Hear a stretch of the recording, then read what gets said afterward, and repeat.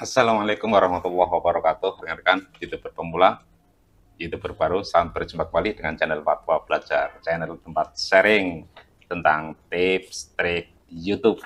Rekan-rekan, kali ini Fatwa Belajar menyampaikan semoga puasanya terus lancar, kuat, tetap sehat, ibadahnya diterima oleh Allah Subhanahu wa taala. Rekan-rekan, channel Pak Tua Belajar tidak mempunyai maksud untuk menggurui, tidak mempunyai maksud untuk memberikan tutorial, tapi lebih bersifat apa?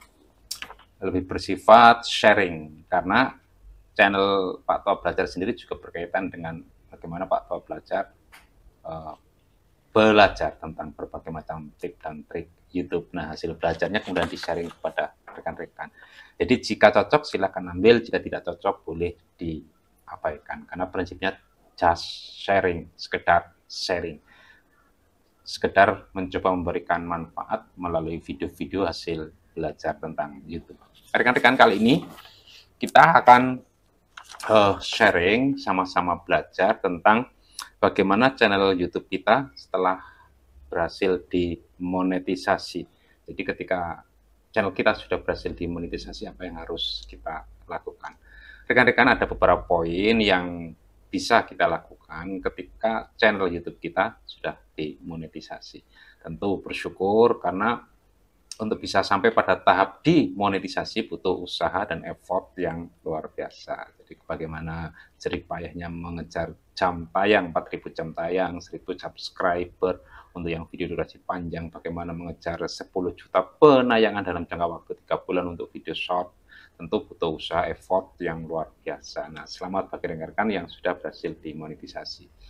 Nah, yang pertama yang bisa kita lakukan terkait ketika kita sudah bisa berhasil memonetisasi video channel YouTube kita, tentu saja yang pertama adalah kita tetap konsisten, rekan-rekan, tetap konsisten membuat video, membuat konten.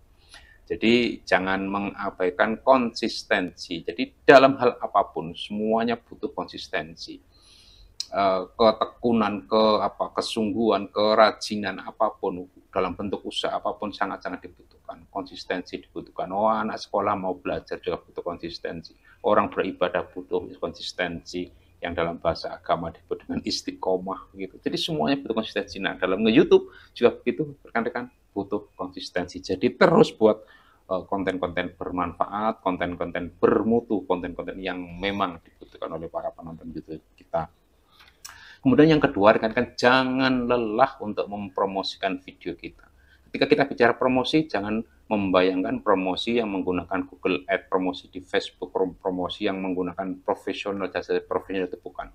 Promosi bisa kita sederhanakan dengan bagaimana mengenalkan video kita, channel kita kepada orang lain.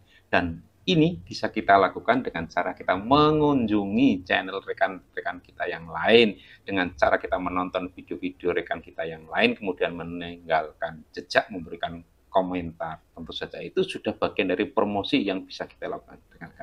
Jadi meskipun sudah monet, tetap lakukan promosi dengan cara selalu mengunjungi video-video rekan-rekan kita, kemudian meninggalkan jejak. Kemudian yang ketiga, rekan-rekan, yang bisa kita lakukan terkait bagaimana kita melakukan sesuatu setelah berhasil monetisasi adalah kita menjaga interaksi dengan penonton YouTube kita. Penting sekali rekan-rekan menjaga interaksi agar terbangun hubungan yang baik, agar terbangun chemistry antara konten kreator dengan penontonnya. Ketika sudah terbangun chemistry yang baik, ketika sudah terbangun hubungan emosional yang baik, tentu ada keterikatan yang tidak berhenti, sehingga video-video kita akan selalu ditunggu dan ditunggu untuk terus ditonton oleh para penonton YouTube kita. Jadi bangun chemistry yang baik, bangun hubungan yang baik, bangun interaksi yang baik antara rekan-rekan para YouTuber pemula dengan penonton rekan-rekan.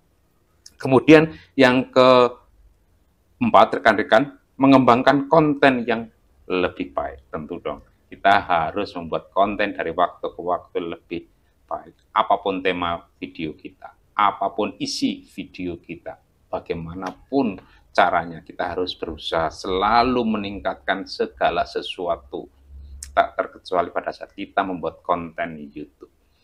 Tentu harus ada progres. Kita tidak bisa berbicara hanya begini-begini saja, begitu saja maunya, Kalau mau ya begini, nggak mau ya silakan pergi, yang tidak boleh begitu. Jadi kita harus ada usaha sungguh-sungguh untuk selalu meningkatkan kemampuan kita ketika kita ingin menjadi konten kreator, kan. Bagaimana membuat video yang baik, bagaimana membuat konten yang baik, bagaimana banyak hal lah, selalu harus ada peningkatan dalam kehidupan nyata, dalam kehidupan real, dalam lingkungan keluarga kita, dalam lingkungan masyarakat kita juga tentu menuntut selalu ada upaya untuk peningkatan. Bagaimana kalau kita kerja menjadi karyawan pabrik, bagaimana kita kerja menjadi karyawan toko dan lain sebagainya, apapun bentuk profesi kita juga membutuhkan upaya-upaya pengembangan yang jauh lebih baik dibandingkan hari-hari yang kemarin. Kemudian yang keenam, rekan-rekan, yang kelima, jangan lupa untuk membangun brand, rekan-rekan. Beberapa waktu yang lalu sudah disinggung oleh Pak Tua, membangun brand berarti kita membuat ciri khas kita sendiri. Nah, membangun brand ibaratnya kita membuat merek pada diri kita. Bisa secara personal berarti performa diri kita. Bisa secara apa? Video-video kita, channel-channel kita membuat ciri khas tersendiri bagaimana video kita. Jadi begitu orang menonton video kita, orang mengenali bahwa ini adalah video si A, si B, si C, dan seterusnya. Begitu menonton thumbnail, orang mengenali, oh ini video si A, si B, si C, dan terus begitu. Branding penting, membangun brand. Dan jauh lebih penting tentu branding personal. Bagaimana kita menampilkan diri, bagaimana kita membuat konten, bagaimana kita membawakan pesan-pesan yang ingin kita sampaikan kepada penonton YouTube kita. Tentu branding penting, upayakan selalu membangun branding. Bisa kita mengawali dengan membuat thumbnail, bisa kita mengawali dengan membuat banner untuk channel kita, logo untuk channel kita, dan lain sebagainya. Tapi yang jauh lebih penting adalah branding pada personal diri kita, rekan-rekan. Kemudian yang keenam, jangan lupa rekan-rekan setelah monetisasi untuk selalu membaca statistik, analitik, rekan-rekan. Jadi yang belum paham silakan baca-baca, cermati, baca dengan detail dan pahami. Yang belum paham tentu saja bisa mempelajari melalui browsing-browsing di internet, banyak sekali apa manfaatnya, bagaimana caranya, dan lain sebagainya. Semuanya bisa dipelajari dengan baik dan banyak sumber belajar yang bisa kita manfaatkan tentu saja.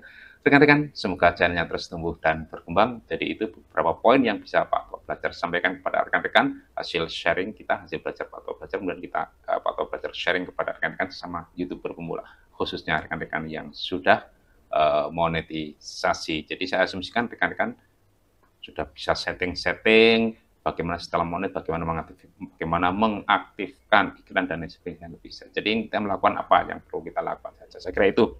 Terima kasih atas perhatiannya. Terus dukung channel Pak Tua Belajar agar terus tumbuh dan berkembang bersama dengan rekan-rekan dan semangat untuk memberikan konten-konten yang bermanfaat.